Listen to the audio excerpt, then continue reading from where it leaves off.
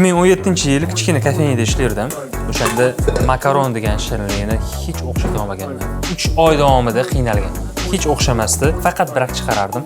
Lekin rosa o'rganish xor edi. O'shanda birinchi marta pul to'lab master klassga borganman.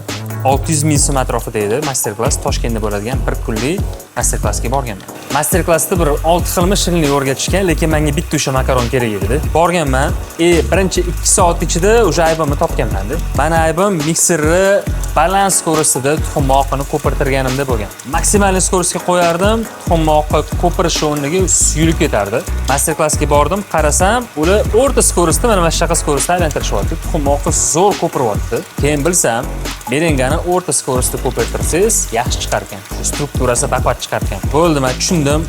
Yana sexga uchib borganman. Srazu shu taylashga tushganman shu makaron shirinligini. Bittada o'xshab chiqqan. Endi mendan baxtli odam yo'q edi o'sha payt. O'shanda olgan xulosam shu bo'lganki, kuch bilimda. Mani bilimim yetishmagan. Agar shu bilim menda boshidan bo'lganda, qiynalmagan bo'lardim. Vaqtimni ketkazmagan bo'lardim. O'shandan beri har doim yangi bilim olishga harakat qilaman. Yengilligi ochiq bo'lishga harakat qilaman. Mana shu narsa muhim. Qachonki siz bo'ldi, men buni ham bilaman, hamma narsani bilaman dedingizmi, bo'ldi. Siz to'xtab qolar ekansiz. Har doim o'quvchi pozitsiyasida bo'lishga harakat qilaman. Bu degani, men bilmaydigan narsalar ko'p va ularni men har doim o'rganishga tayyorman.